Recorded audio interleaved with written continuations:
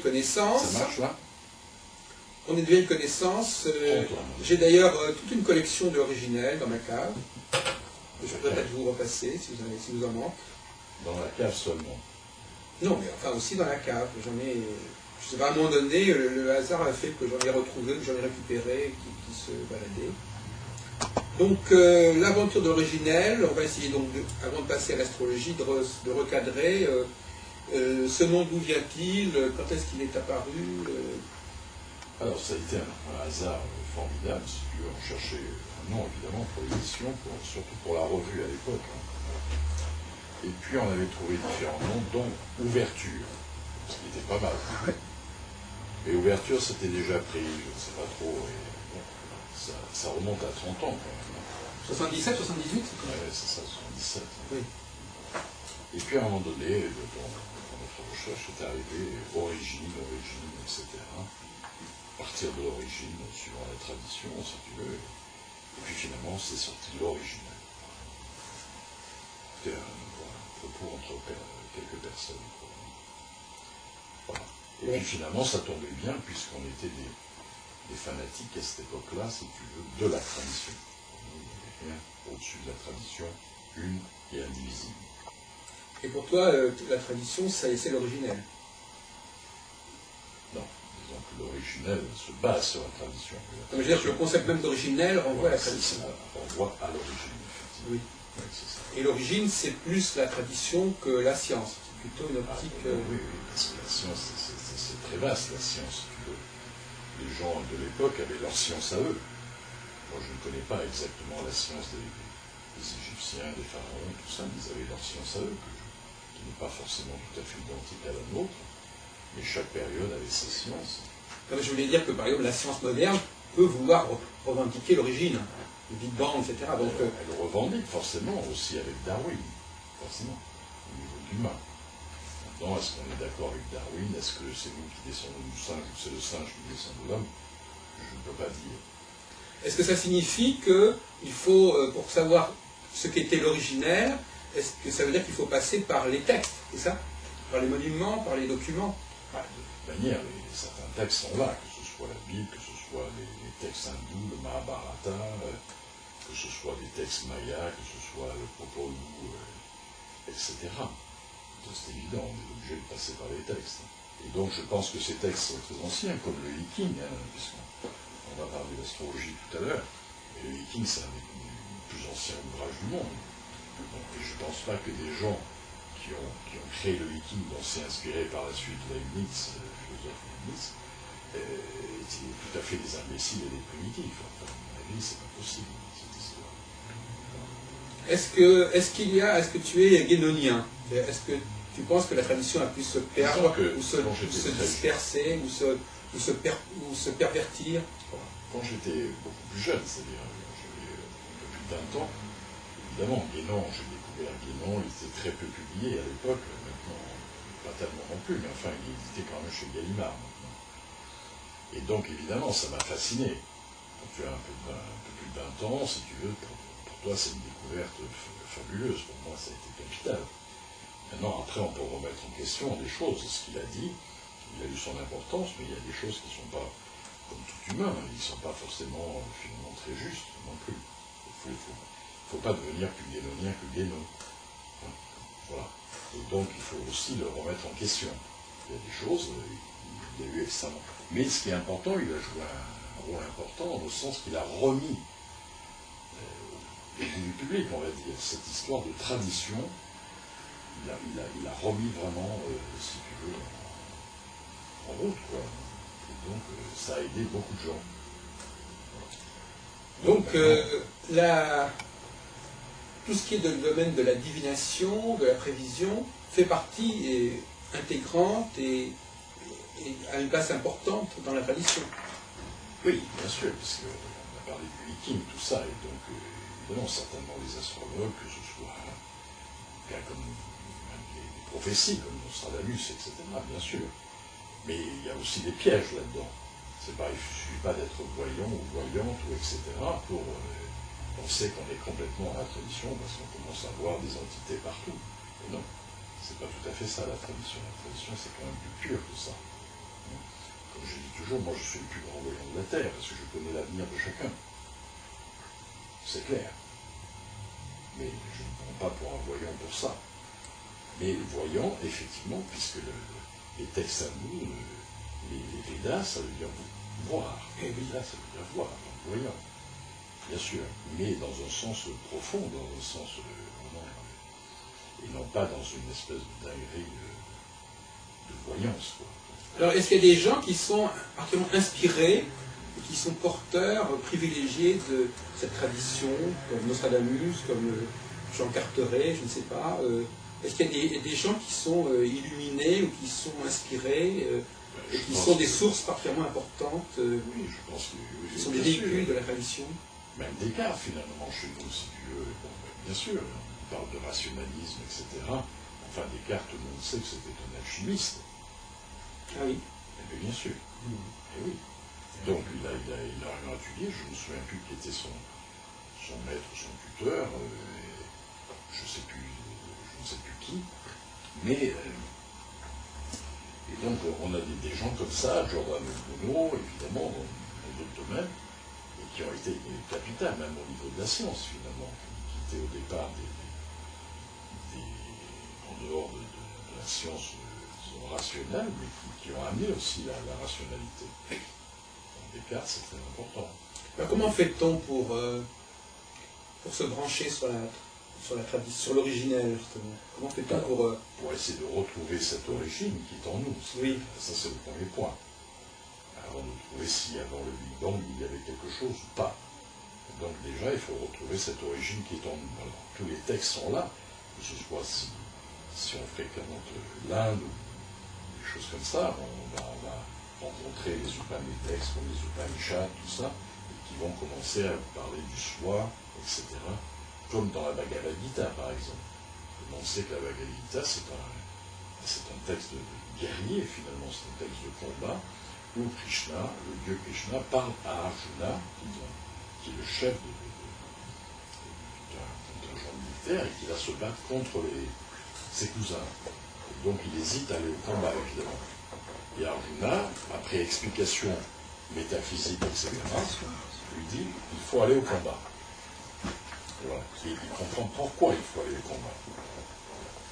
Donc, là, on est aussi parce qu'il comprend que, évidemment, ce sont ses cousins qui sont en face de lui, mais en même temps, il comprend qu'il n'y a personne. En même temps, il n'y a personne. Il devrait être maintenant. Et je te parle, sinon je parle à personne. Oui, en face à face, aussi. Et oui, là, le guerrier Arjuna comprend que finalement il va au combat parce qu'en face de lui, en réalité, une fois que l'origine a été trouvée, après explication du dieu Krishna, il n'y a personne. Et que lui-même n'est personne, donc il n'y a plus de problème. Alors le combat peut avoir lieu. Et ça, c'est l'aboutissant.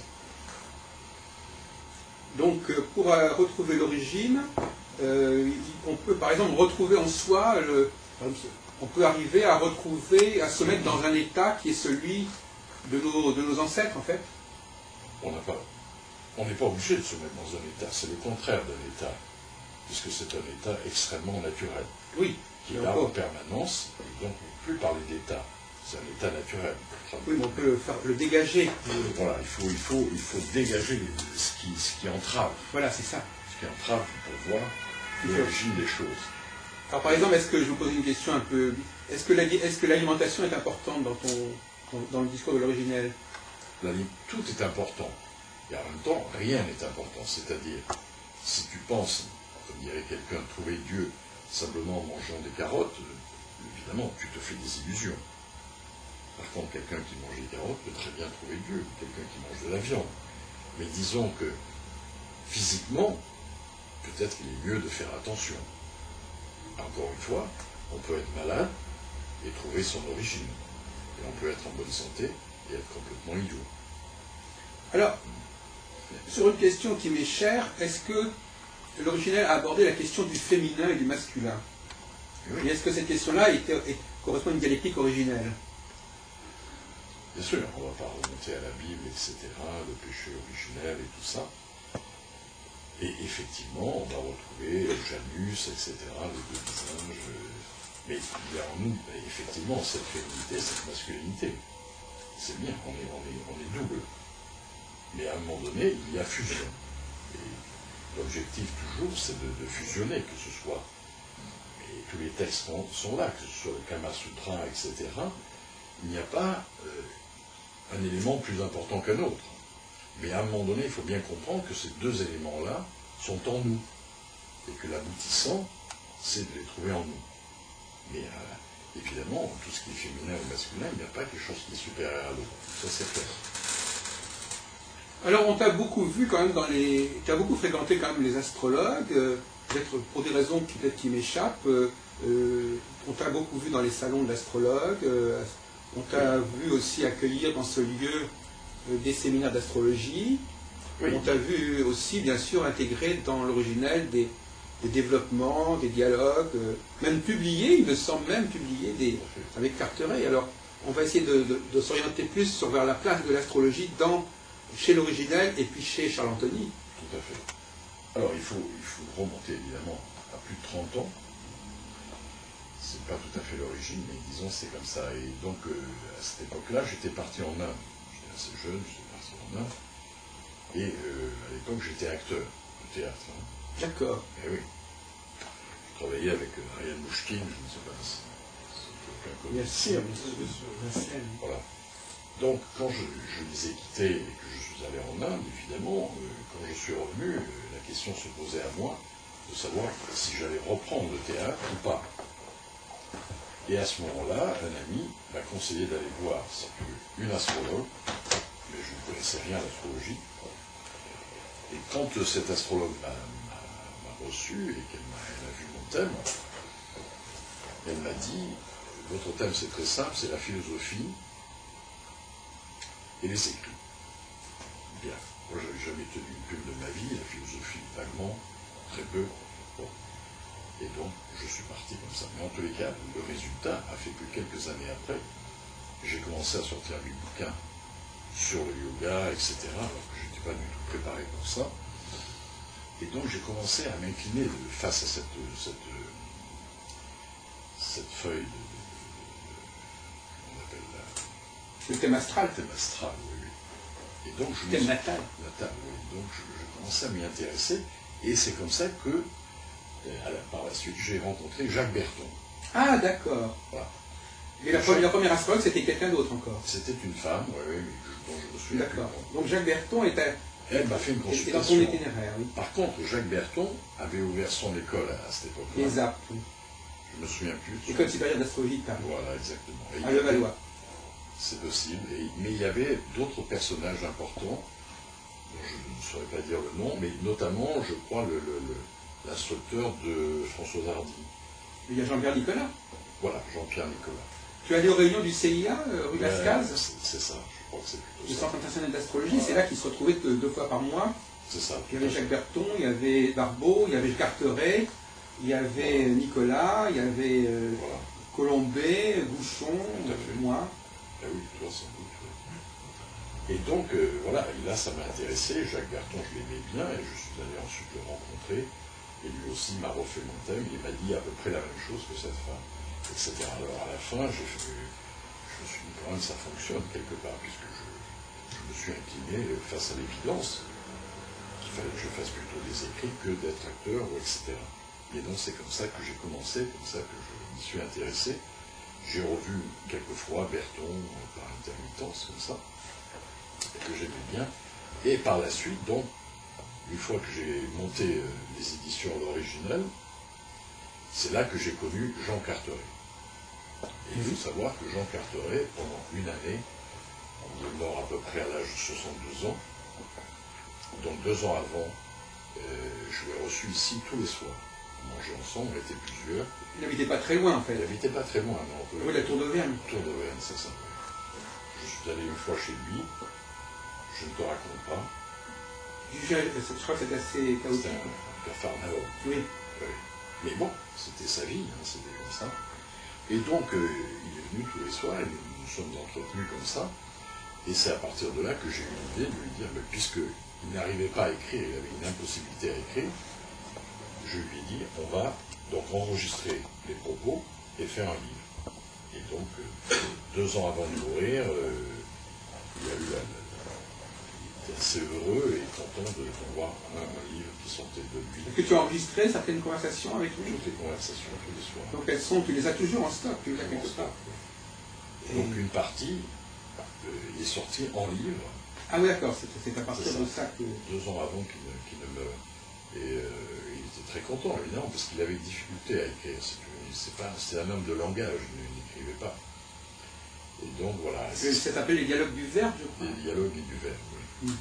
Et donc c'est à ce moment-là que justement donc un témoin de cette époque, c'est Olivier Perbrune, qui avait à l'époque une vingtaine d'années, qui a rencontré Carteret à ce moment-là, et qui, lui, a publié très rapidement un ouvrage inspiré de l'astrologie Carteret. C'est pas inspiré de l'astrologie Carteret. Disons que moi, parce que je suis passé d'abord par Barbeau, après Hadès, et puis après, donc, il y avait une phase Carteret qui a duré 6 mois, et après, je suis passé à Rouillard, etc., à Roberti. Mais disons que c'est vrai, bon, moi, ce qui m'intéressait, c'était par rapport au... Parce qu'il y avait des astrologues parlent d'une certaine façon, bon, c'est toujours très précautionneux, ça va pas loin, alors que lui, c'est vrai, il avait le sens du verbe et de la poésie. Donc ça permettait effectivement de se brancher sur d'autres dimensions et d'aller plus loin, de travailler le symbole, de savoir comment le symbole était structuré, etc. Voilà. C'est un métaphysicien. Oui, c'est ça, c'est un métaphysicien. Ah ouais. Donc en fait, bon, j'y allais comme ça, et pour les valeurs, bon, il parlait de la lune noire, bon, effectivement, Proserpine et Vulcain, bon, moi je sais que je continue toujours avec ça, parce que j'ai bon, découvert des lois numériques qui sont vraiment très simples et assez incroyables, et j'en fais du calendrier, donc là je pense qu'il y a une, bon, et bon, en fait, tout converge, si vous voulez, avec mes recherches, tout converge. Donc à la fois Carteret, Rouillard, et puis mes recherches personnelles, à la fois orientales et chrétiennes, enfin égyptiennes, ça converge vraiment. Bon, donc voilà, après on en vient à faire son petit bonhomme de chemin tout seul, mais c'est vrai que Carteret, moi je vais terminer, mais c'est par rapport à la poésie, c'est-à-dire que pour moi, c'est par rapport à la poétique de l'astrologie où il y a eu cette ouverture. Je n'ai pas tellement discuté avec lui, on se renvoie un peu à soi-même, mais disons qu'effectivement je voulais voir le personnage, etc. Mais c'est vrai que chacun est inspiré différemment par rapport à telle ou telle personne. Voilà. Donc, oui, mais lui, il voyait l'astrologie au niveau métaphysique. Oui. Ce n'était pas réduit à une astrologie de cabaret. Métaphysique, je dirais aussi pour moi, c'est une forme aussi de délire. C'est-à-dire qu'il y avait à la fois du vrai et en même temps de l'imaginaire personnel. Et c'était enrobé, c'était mélangé ensemble. Donc c'est là où c'est difficile. C'est qu'il faut essayer de voir l'inspiration et en même temps des choses purement subjectives. Oui, oui, tout à fait. Ouais. C'est ça qui lui donnait sa valeur. Ouais. C'est un poète. Oui, enfin, Carteret, les idées de Carteret ont été reprises dans le manuel d'astrologie de Barbeau. Notamment, il y a donc un certain nombre de pages dans le fameux traité pratique d'astrologie, notamment ses travaux sur les planètes transplutoniennes, c'est-à-dire Proserpine et Vulcain. Donc ça c'était, et puis alors sur les axes des les luminaires noirs, etc. Enfin je veux dire, il a introduit quand même des éléments techniques en astrologie, hein. C'est pas simplement une philosophie. Oui, non, il a introduit. Et d'ailleurs cette philosophie astrologique, moi je me souviens, moi aussi il parlait beaucoup de la présence, de l'absence de la présence. Hein. Qu'est-ce que c'était que cette présence? Qu'est-ce que c'était que la philosophie de Carteret en fait? Sans appartement, c'était son. Oui. La présence sans appartement. Vous pouvez nous expliquer, Olivier Verbrune, qu'est-ce qu'était cette pensée de Carteret, telle que moi tu l'as captée? C'était pas tellement. Enfin, il y avait la sens de la structure. Oui. Oui. D'ailleurs, on appelait ça, ses élèves appelaient ça l'astrologie structurelle. Hein, je crois. Voilà. Joël de Gravelaine, Jacqueline Aimé, on appelait ça l'astrologie structurelle. Structurelle. Mais il n'avait pas. C'était quand même des images et des sensations. C'est-à-dire qu'il n'avait pas de réelle pensée. Il avait le sens de la structure et des images. Et il collait les images avec la structure. Mais il n'y avait pas d'articulation, de pensée réellement métaphysique. Il projetait ses impressions personnelles, mais derrière, c'est comme si finalement il voyait les choses avec ses yeux, forcément, mais on est tous comme ça. Hein.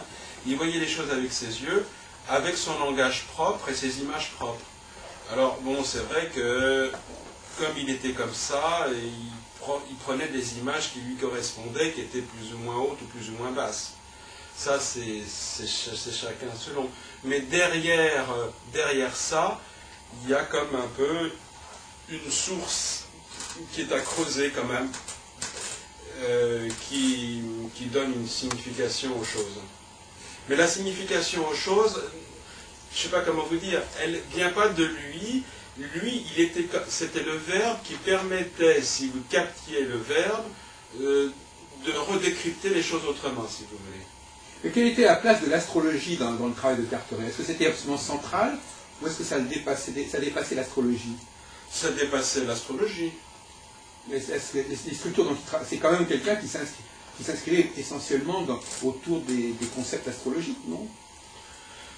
Oui, bien sûr. Oui, il prenait les concepts astrologiques, mais il les façonnait à sa façon. Oui, c'est ça. Mais la structure dont tu parles, c'est quand même une structure cosmique, quelque part, zodiacale, planétaire, qu'il meublait, qu'il alimentait, qu'il enrichissait. Disons que tout simplement, il voyait bien, lui s'était inspiré à partir du codex aztèque. Voilà. Donc effectivement, à partir de là, il avait comme une impression d'avoir décrypté ce que voulait dire le codex, en particulier les cinq trucs. On a dit doigts, enfin, c'est ça. Les Chinois, je ne sais pas si vous faites de la tradition chinoise, bon, si vous retrouvez les énergies chinoises, moi j'ai étudié tout ça avec les 5 énergies, mais c'est zodiacal, hein, vous les retrouvez. Hein. Les correspondances qu'on donne sont fausses, hein, actuellement. Enfin, je veux dire, il faut... Bon. Mais il faut se référer au vieux texte. Et effectivement, ça progresse de 5 en 5, etc. Mais les planètes aussi. Donc, effectivement, lui, il n'avait été pas au courant de la tradition chinoise. Mais nos cellules, pareil. Nos cellules, pareil. Alors, donc, il s'est dit, il y a un système à 10, quoi. 10 plus 2, 12. Voilà, donc d'où les deux qui manquent. Bon, c'est vrai qu'on en parlait beaucoup dans le monde. Roudiard parlait aussi de Proserpine, lui aussi. Son originalité, moins...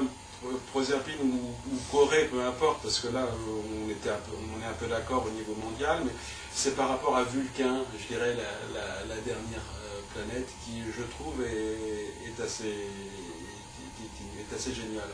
Bon, donc, effectivement, pourquoi? Parce que, bon, il y a un phénomène de structure. Moi, comme moi aussi, je suis assez structuré, je comprenais bien son langage structuré.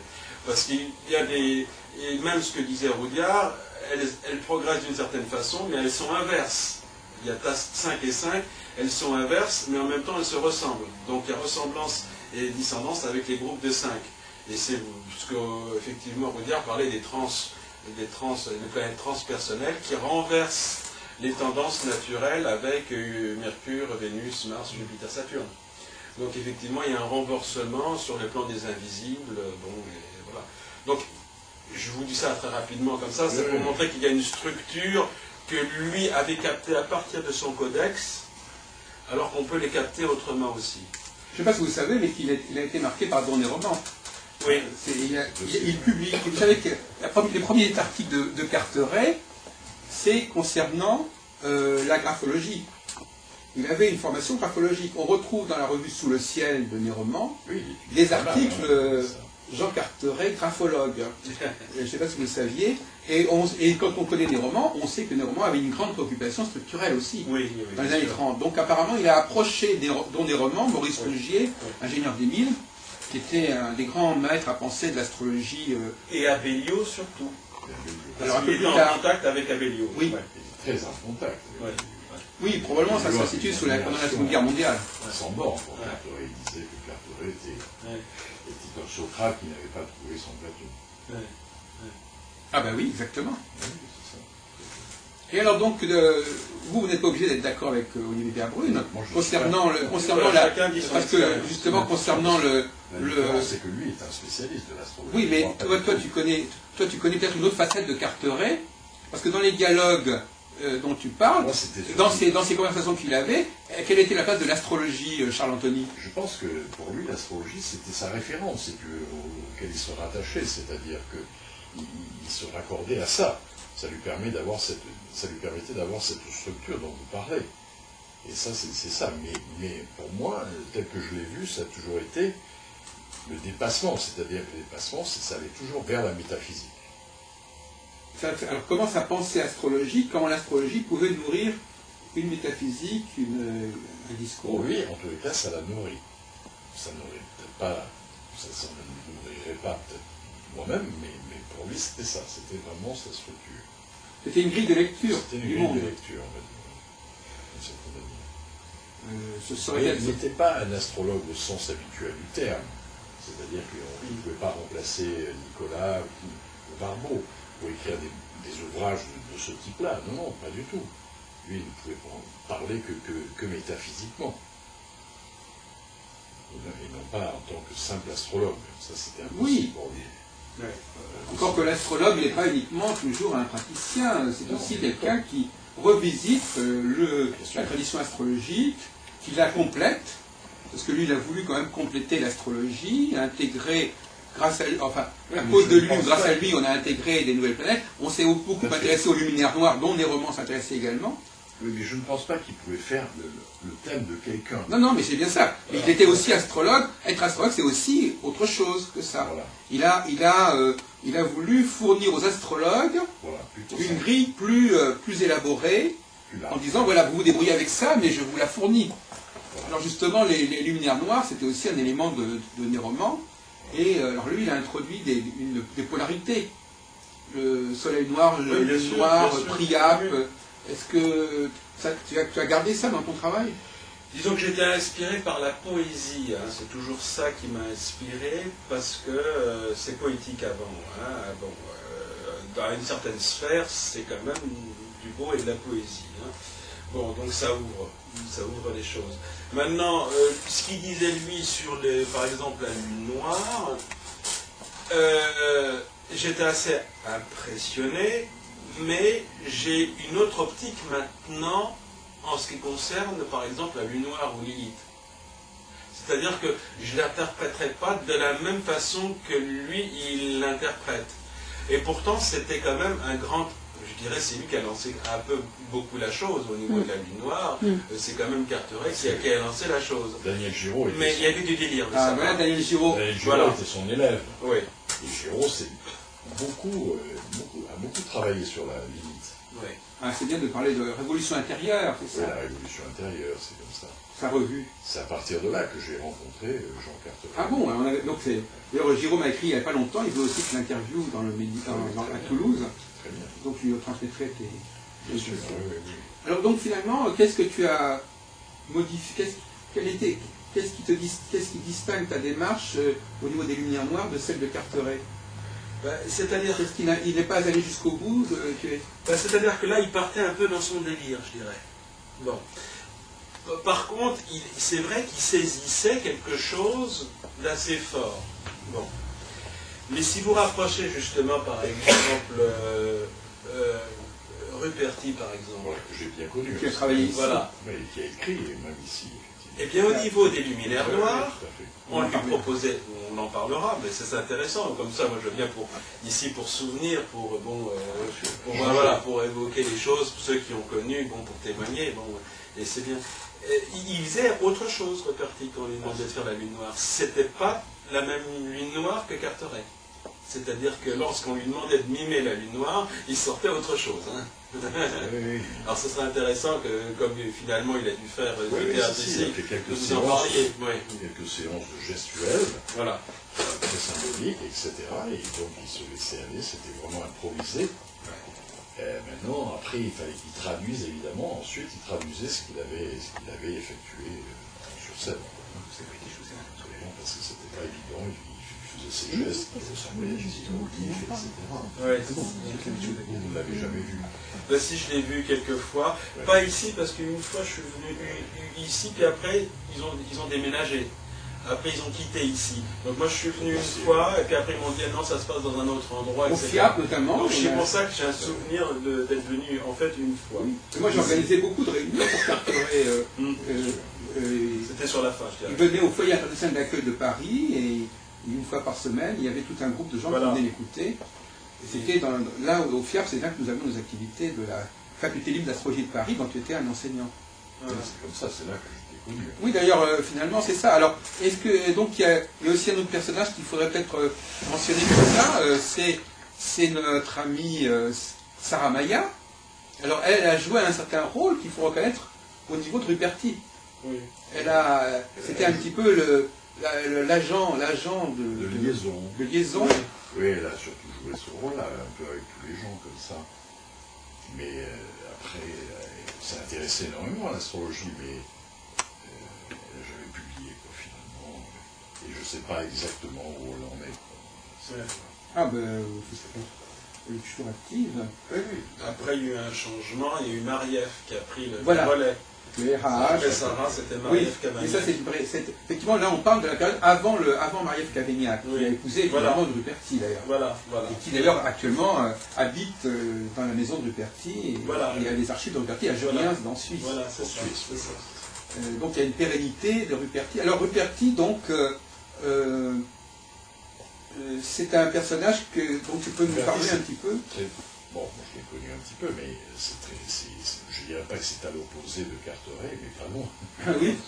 Ça n'a rien à voir. Oui, voilà, justement. C'est des polarités. C'était plutôt un... Oui, là, par contre, on peut parler de voyance, si tu veux, d'une certaine manière. Ah oui. Alors que Carteret n'est pas un voyant, c'est un métaphysicien. Bien sûr, on est forcément voyant. Il peut voir des archétypes. Oui, bien sûr. Tandis que, non, Ruperti, il pouvait voir aussi. Ah bon? Ah oui, il était capable de voir un thème et de voir beaucoup plus loin que... Ah oui, je ne connaissais pas cet aspect de Ruperti. Oui, personne. Je connaissais de Ruperti danseur. Oui, on a beaucoup photographié Ruperti, on a même fait un film sur lui. Oui. Mais par contre, on ne sait pas vraiment comment travailler. Beaucoup d'astrologues, on ne sait pas comment ils travaillent en fait. On ne connaît pas leur... On connaît Ruperti comme quelqu'un qui écrit, qui parle d'astrologie, mais on ne le connaît pas à l'œuvre. Il a fait quand même pas mal de stages, donc... Alors comment ça se passait ces stages? Il y avait un... Je n'ai pas beaucoup assisté à ces stages, donc je ne sais pas trop dire. Ouais, donc il organisait ses stages donc à différents endroits. Une fois c'était à côté du Jardin des Plantes, je crois. C'était donc c'est là où j'y allais de temps en temps. Mais après il y avait tout un groupe et puis le groupe était bien sage. Et moi, je ne me retrouvais pas dans ce groupe-là, parce que moi, j'avais mes propres questions. Oui. Et bon, c'est pour ça que j'avais une démarche de plus de 30 ans. Enfin, maintenant j'ai trouvé mes réponses, vraiment, hein, donc je mets tout ça sur papier.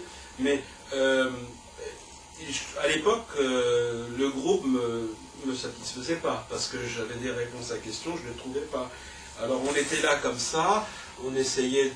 Bon, c'est compliqué parce que lui, il avait un rôle à jouer, parce qu'il voulait faire développer les idées de Rouillère en France. Bon, donc il avait une tâche à faire.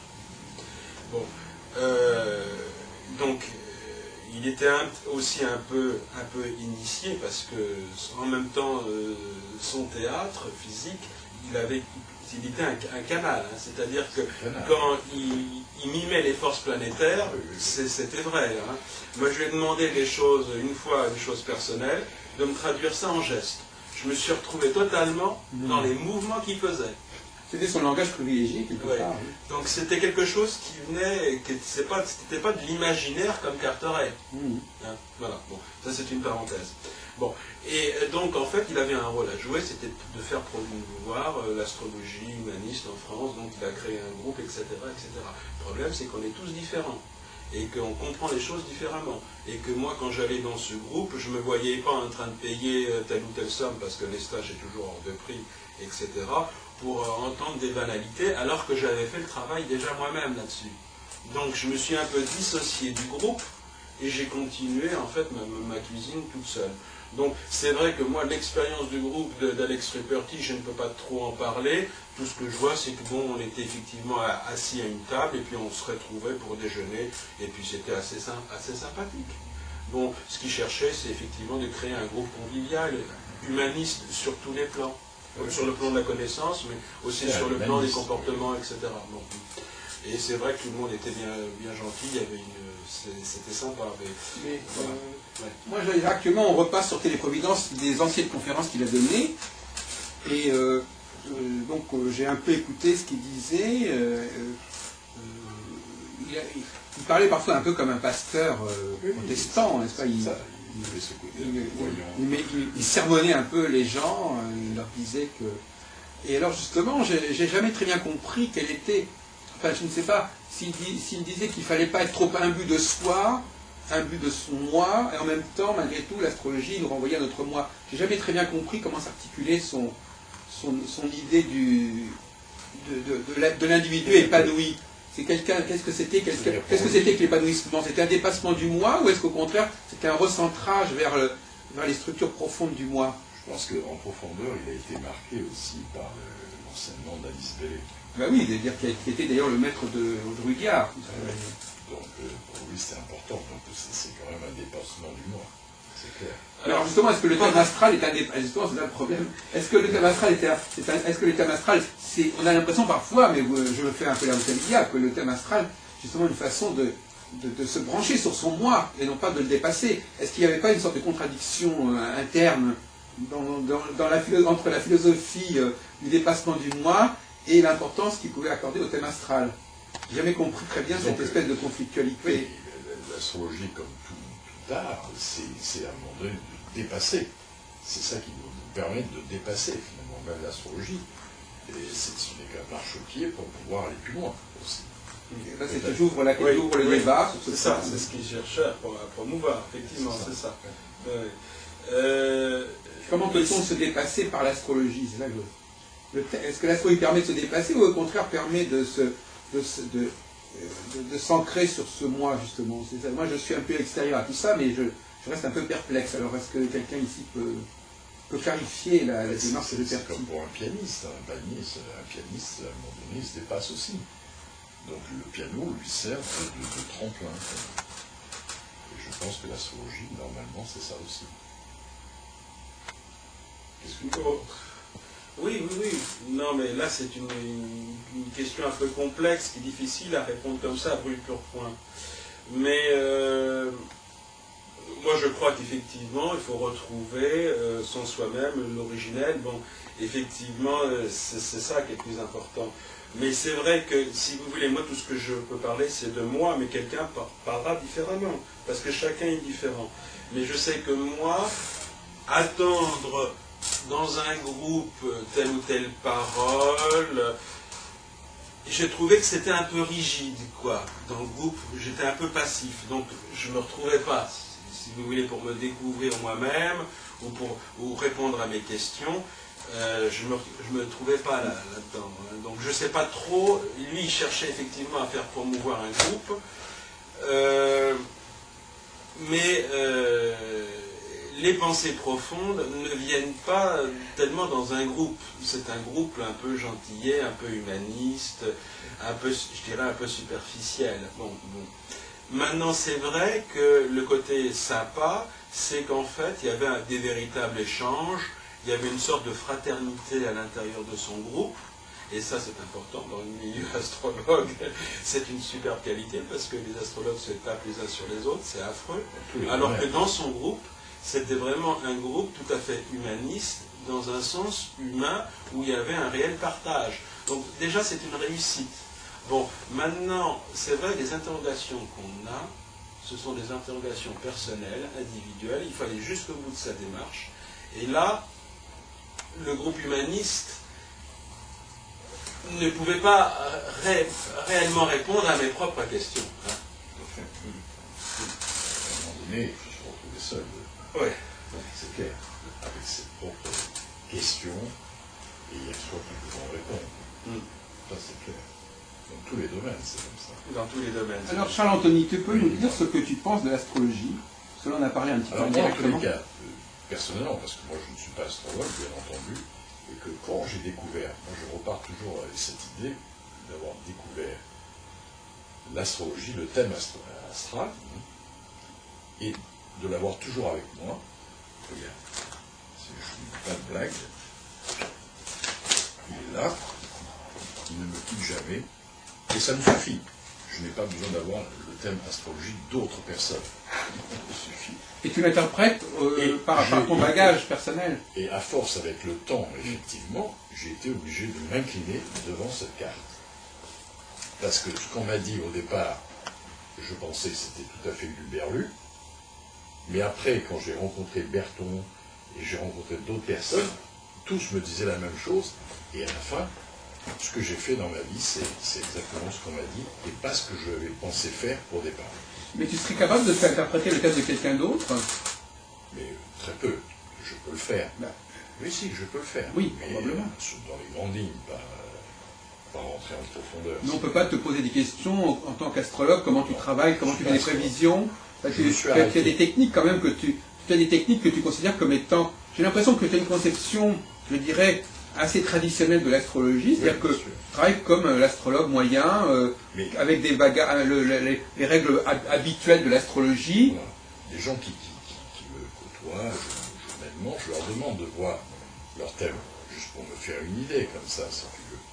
Mais je ne suis pas astrologue, donc je ne m'approfondis pas, et quand j'ai besoin d'approfondir, alors je vais rencontrer quelqu'un dont c'est le métier, dont c'est le travail.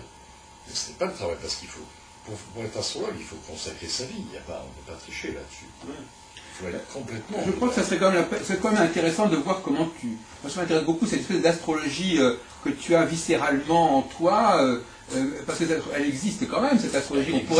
Elle existe, c'est-à-dire c'est quoi? Est-ce que tu peux... Parce que moi, j'interroge des gens qui ont des discours justement différents, et toi, ta position, elle est particulière. Pour toi, l'astrologie, elle est déjà tellement assimilée que... Moi, je me suis incliné assez rapidement, ça a pris quelques années, mais au bout du compte, vu que je ne faisais rien de ce que je faisais auparavant, et que les choses apparaissaient à moi et tout à fait inattendues, et que ce sont des choses dont je ne pensais même pas auparavant, que finalement, à la fin, je me suis incliné. Et quand je regarde mon thème, voilà, je sais que c'est ça qu'il faut faire. Donc, tu as appris l'astrologie par capillarité, c'est-à-dire que c'est rentré en toi, c'est pragmatique. Et que maintenant tu l'as en toi et ça parle tout seul. Et c'est mon thème en tous les cas. Mais est-ce que tu as déjà eu l'occasion d'enseigner, non, de transmettre tes connaissances? Non, parce que ce que je dis aux gens, si vous voulez approfondir votre thème, je leur donne le conseil d'aller voir quelqu'un, Jacques Berton ou quelqu'un d'autre. Oui, mais approfondir son thème, c'est quand même faire appel à des connaissances, le zodiaque, les planètes, les aspects, les maisons. Donc tout ça, c'est quand même des connaissances qu'on peut exposer. Oui, je peux exposer si quelqu'un me montre son thème. Je lui dis, voilà, tu as telle planète en maison, machin, oui. etc. Voilà. Mais en plus, j'ai l'impression que tu parles de la truc comme d'un langage, comme si c'était quelque chose qui était déjà... On sait très bien que Jupiter émet de tels signes, on sait très bien qu'un aspect mauvais, etc. Voilà. Je veux dire qu'il y a un b.a.-ba de l'astrologie que tu partages avec les astrologues. Là, on a un véritable langage comme ça commun d'astrologue qui s'est un petit peu cristallisé, et qui s'est un petit peu institué. Voilà, si une personne arrive et que je vois que la majorité de ces planètes sont en 3, bon... Il est l'incarnation d'une sorte d'astrologie, une sorte de catéchisme astrologique qui roule complètement. Alors que justement, Ruperti et Carteret, eux, ils ont peut-être pris une position un petit peu différente. Donc finalement... C'est possible. Moi, je suis resté très rudimentaire. Oui, c'est ça. Tu as appris l'astrologie chez Berton. Donc... Et voilà, je suis resté avec ça, mais ce qui est très important, c'est que je vois qu'au fil du temps, et si tu veux, il y a concordance entre ma fiche astrologique et ce que j'ai fait. Oui. Et que là, donc tu es un témoin de la validité de l'astrologie à ton... Tout à fait. Et alors en rentrant un peu dans les détails, comment tu suis l'évolution de ta vie, à travers quelle tu utilises les transits, qu'est-ce que tu fais très concrètement? Parfois, je fais faire Tu fais les directions, tu fais quoi? La révolution solaire. Révolution solaire, des fois je vais voir Berton ou quelqu'un d'autre, et je demande de faire ma révolution solaire, donc comparer le thème natal avec le nouveau. Là, je fais des choses comme ça. Mais je ne le fais pas tout seul, parce que tout seul, je ne suis pas capable de le faire. Et est-ce que tu t'en sers, par exemple, pour les gens que tu fréquentes? Oui, je vois si tu t'entends avec ton fils, avec ta femme. Je leur demande d'aller à Astroflash, je ne sais pas quoi, me montrer, et qu'ils fassent le truc, et qu'ils me le montrent, bien entendu. Et imprégné d'astrologie, en fait, quelque part. Et quelque part, c'est sûr que, voilà, mon thème enfin, la carte ne te quitte pas. Ne me quitte pas. Ne me quitte pas, je l'ai toujours avec moi. Un vadémécum. Vadémécum, absolu. Parce que, bon, tu sais, dans mon thème, j'ai je sais pas, 40 trigones, je sais pas. Oui, tu es très trigoné. Donc ça m'a toujours Tu as l'impression que ta vie n'aurait pas été la même si tu n'avais pas rencontré l'astrologie? Voilà. Alors, c'est la question. Déjà, ça t'a amené à changer d'optique, d'orientation? Peut-être pas, mais disons qu'il a mieux valu que je ne la connaisse pas avant. Sinon, je n'aurais peut-être pas fait, effectivement, mes expériences précédentes, c'est-à-dire être acteur. Quand j'ai vu l'astrologue ou Berton par la suite, etc., on dit ce n'était qu'un passage. Peut-être que j'avais connu, disons, auparavant l'astrologie, je serais quand même passé par là, mais pour eux, ce n'était qu'un passage. Donc il est possible aussi que je l'avais connu auparavant, je ne serais pas passé par là. Oui. Et voilà. Et en même temps, ça t'a expliqué certaines choses dans ta vie, au moment où tu les vivais, tu as pu relativiser, recadrer, Voilà. te préparer. Voilà, mais il fallait passer Prévenir. par là parce que ça a servi à quelque chose. Donc ce n'était pas inutile. Donc là, on a deux personnages complètement différents. On a le personnage Charles Anthony, qui est un praticien au niveau, disons, individuel de l'astrologie, et puis d'autre part, quelqu'un qui dirige la revue originelle, qui a côtoyé des gens qui ont quand même voulu un petit peu repenser l'astrologie. Donc ce sont des casquettes un peu différentes. Oui, eux, je n'ai plus que les écouter. C'est pas à moi de... Eux, c'était des savants dans leur domaine. Mais qui finalement n'ont pas eu énormément d'influence sur ton astrologie. Non, parce que moi j'ai mon thème, il est comme ça. Voilà. Donc tu as l'impression que ces théoriciens ou ces penseurs d'astrologie, au fond, ils n'ont pas de raison de modifier la tradition astrologique. Ils peuvent tout simplement l'enrichir ou l'éclairer. Voilà. Donc c'est simplement des éclairages qui améliorent la perception de l'astrologie, mais qui ne sont pas supposés, d'après ce qu'on entend de toi, ils ne sont pas supposés la remettre en question. La question, tout à fait. Disons que bon, l'astrologie, elle reste l'astrologie, c'est une discipline qui est louable, qui touche énormément de domaines, c'est quelque chose d'assez fantastique, hein, l'astrologie. Bon, mais parce que bon, c'est une image du monde, hein, même sur le premier problème, c'est qu'on a tendance un peu à la galvauder, et si bien que maintenant ça ne veut plus dire grand-chose, mais enfin, bon, enfin, c'est quelque chose de très chouette. Bon, maintenant c'est vrai qu'il y a plusieurs formes d'astrologie, hein. C'est vrai qu'on peut voir complètement les choses différemment, on peut redéfinir les concepts, mais ce qui est intéressant, c'est qu'à travers l'astrologie, c'est de l'humain. C'est-à-dire qu'on met de l'humain dedans. Donc alors, en mettant de l'humain, forcément ça parle. Parce qu'on projette des choses qui sont humaines à partir desquelles on se retrouve. C'est-à-dire qu'on retrouve quelque chose de commun qui marche parce que la façon dont on voit les choses, on a les résultats de comment on voit les choses. Hein, on a les résultats concrets de comment on voit les choses. C'est assez incroyable quand si vous réfléchissez bien à tout ça. Bon, donc c'est pour dire qu'effectivement, on peut très bien voir différentes choses, on peut la considérer à différents niveaux. De toute façon, c'est toujours de l'humain. Donc voilà. Donc c'est à la fois un art, c'est un art. En même temps, c'est une technique, c'est une pratique, c'est surtout une philosophie. Enfin, bon, en même temps, la religion, on peut faire des liens tout à fait religieux avec ça. Hein, bon, donc c'est quelque chose d'énorme, mais elle est maltraitée. Et en même temps, c'est très pragmatique pour sa propre vie. Oui, c'est pragmatique, mais ça dépend quel code. Parce que les gens, ils prennent une carte du ciel, et comme tout le monde a les mêmes codes, on va dire, ben voilà, écoutez, monsieur, madame, ceci, cela, because le code. Mais ils ne savent rien. Ils ne savent rien en dehors du code. Ils ne savent pas comment est la personne. Simplement, ce sont des codes qui ont été établis, qui ont été inventés, peut-être à juste titre, peut-être faux, à débattre. Hein. Mais en tout cas, on répond à des codes, et puis on voit le monde sous des codes comme ça, et puis on projette la personne en fonction des codes. Voilà. Ça ne va pas plus loin que ça. Bon, maintenant, derrière le code, il y a autre chose. Voilà. Justement, je voulais te demander, Charles-Anthony, est-ce que ce rapport entre le thème astral et toi, comment tu vis cette cohabitation? Est-ce que tu regardes ton thème à travers ce que tu sais de toi? Est-ce que tu te regardes toi-même à travers ton thème? Enfin, comment ça se passe? Avec le temps qui s'écoule, si tu veux, évidemment, je l'observe et je me dis, bon, ben voilà, je comprends maintenant pourquoi il y a ça à tel endroit, etc. Mais il y a encore des énigmes dans mon thème. Ah. Parce que je n'ai peut-être pas fini ma vie sur Terre. Bien sûr. Donc il y a des choses qui m'intriguent. Bon, je sais que j'ai par exemple Jupiter au MC. Bon, c'est pas rien d'avoir Jupiter MC. Non. Et je n'arrive toujours pas à le saisir. Et pourquoi est-ce que je suis un ahuri pareil alors que j'ai un Jupiter au MC et je n'arrive pas à Oui. décrypter l'énigme. Mais tu ne remets pas en question l'astrologie ou telles les techniques astrologiques, tu te dis, il y a quelque chose que je n'ai pas compris de cette configuration, ou que je n'ai pas développé, ou que j'ai développé sur un autre registre. La logique avec un Jupiter au MC, c'est quand même une expansion importante.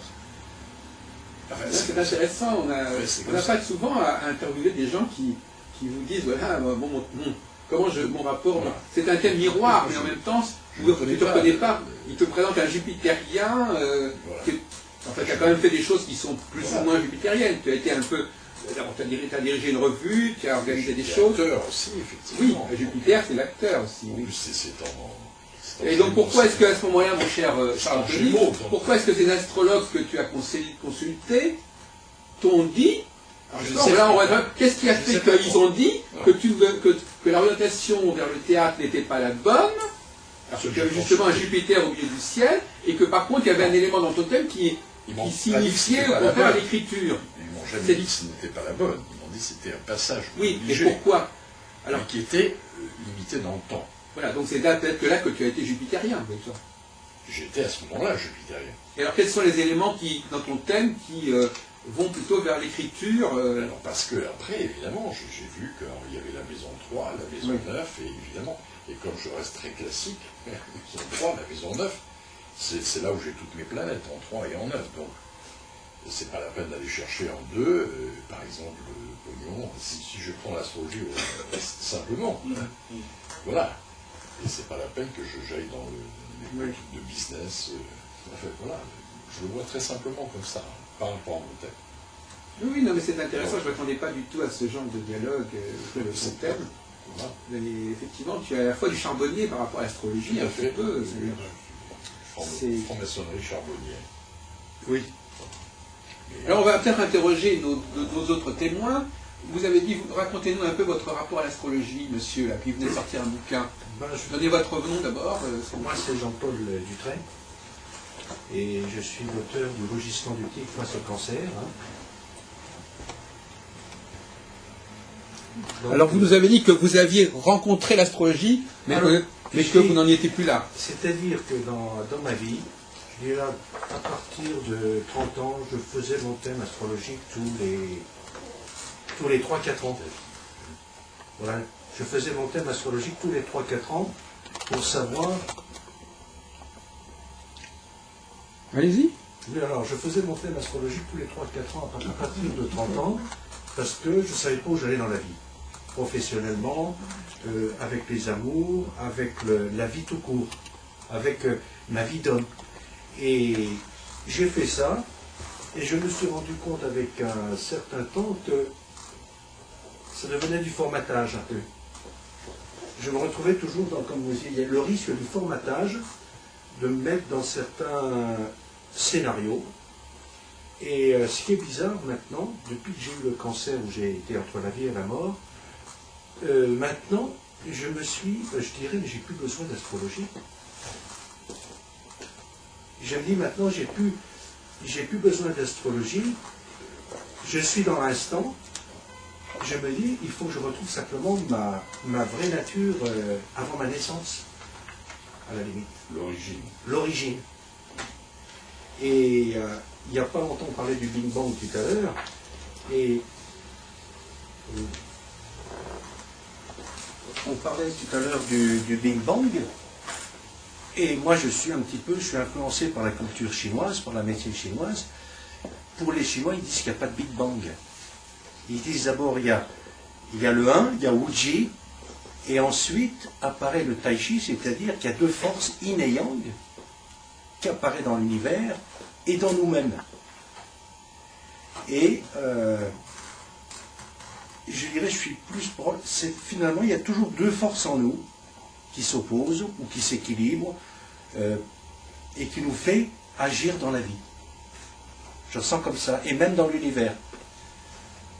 Donc je dirais, et C'est-à-dire que dès qu'il y a deux, il y a manifestation, c'est ça que tu veux dire. Dès qu'il y a deux, il y a manifestation et il y a vie. Voilà.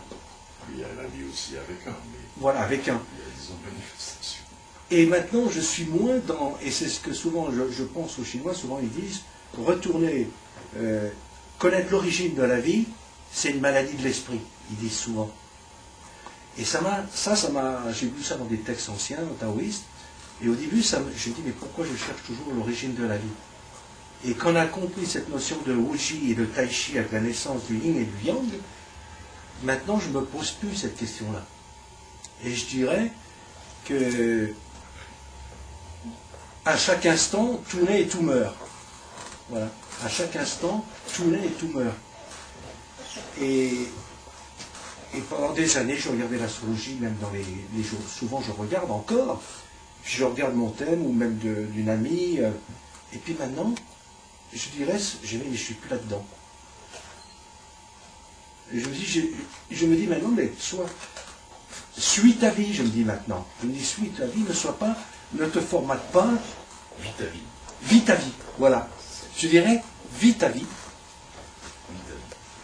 Je dirais, vis ta vie, parce que je me dis, ne sois dans aucune croyance. N'être dans aucune croyance, parce que, je dirais, entre la vie et la mort, après, quand on m'a enlevé le rectum, je ne pouvais plus rien manger. Donc, j'ai perdu toutes mes croyances alimentaires, aussi bien paternelles que familiales. Parce que je vois dans les magasins bio, les naturopathes, ils sont tous formatés pour la nourriture. Si je t'avais écouté, je ne serais pas là aujourd'hui. Et maintenant, je dirais, vis ta vie, un petit peu, c'est ce livre que je vais lire maintenant, parce que ça me concerne énormément, personnellement, je dirais, vis ta vie, ça veut dire qu'est-ce qui est bon pour moi, et qu'est-ce qui n'est pas bon pour moi, dans tous les domaines. Je dirais, j'en suis arrivé dans une phase, parce que j'ai fait beaucoup d'arts martiaux, je fais toujours du tai chi, du sabre de l'épée, je fais l'arbre aussi, l'arbre je fais loin, je fais aussi, j'ai connu un maître zen, j'ai fait du bouddhisme zen, et puis maintenant je me dis, mais tu peux continuer à vivre en pratiquant, mais ta vie à toi. Enfin, ma vie je dirais, dans l'univers. Ouais, c'est vachement important. Et ça, c'est important parce que je me rends compte que ce soit dans les arts martiaux, que ce soit dans les différentes écoles bouddhistes, j'ai des amis un peu partout, et je me rends compte qu'il y en a qui vivent pas leur vie. Et moi, je me suis rendu compte de ça dans le cancer. Je me suis dit, mais j'ai eu un cancer, c'est parce que je ne vivais pas ma vie. Et je me suis rendu compte, en écrivant mon livre, L'enregistrement du tic face au cancer, je me suis rendu compte à 58 ans ou 60 ans, que finalement, je n'avais jamais aimé. Finalement, il faut que les gens subissent un crash d'enfer. Voilà. Je me suis dit, Pour essayer de se réveiller un peu. je me suis dit, aime-toi, et puis c'est tout. C'est pas la peine de courir après des plaisirs fugitifs, après l'alcool, la cigarette, les femmes, parce qu'on se met toujours dans un truc de séduction. C'est vrai. Et maintenant, je dirais, bon, j'ai fait mon thème, j'ai refait un peu il y a 2 ans avec une femme qui était intéressante. Et je l'ai regardé cette fois au niveau énergétique. Un petit peu comme on disait tout à l'heure, l'astrologie, il ne faut pas oublier l'homme au milieu. Et je crois que c'est le plus important. Si on oublie l'homme, on reste dans des formats, on reste dans des croyances. Et je dirais, je suis dans une période en ce moment où je me dis, j'ai des choses à lâcher en moi. Alors j'ai écrit un livre, j'ai écrit des articles, et en même temps, en ce moment, je me dis, c'est peut-être pas ça que je dois faire dans la vie. C'est peut-être autre chose. Je me dis, c'est peut-être ma place est peut-être ailleurs. Et la seule chose que je me dis, retrouve ta vraie nature, je dirais, avant ta naissance. Et je crois que ça, c'est son vrai visage avant la naissance, et c'est finalement retrouver un petit peu l'originel. Voilà, parce que moi, on me posait la question, je dois faire un travail sur ce qu'on appelle le miroir. Et comme disait mon ami Fernando Pessoa, qui m'a des plus grands écrivains portugais, malheur, parce qu'il a inventé le miroir. Parce que tout le monde sait que Narcisse, en se regardant dans l'eau, s'est écroulé. Et s'il n'y avait pas de miroir, c'est intéressant, personne ne saurait exactement quel est son visage. Il n'aurait pas besoin de chirurgie esthétique. Les autres vous diraient, tu as un nez comme ça. Je dis peut-être. Mais moi, comme je ne le vois pas, je m'en bats les couilles. Oui, mais alors, est-ce que l'astrologie peut être un miroir? Parce que justement, c'est un miroir qui nous présente quelque chose dans lequel on n'est pas obligé de s'en reconnaître. C'est un faux miroir.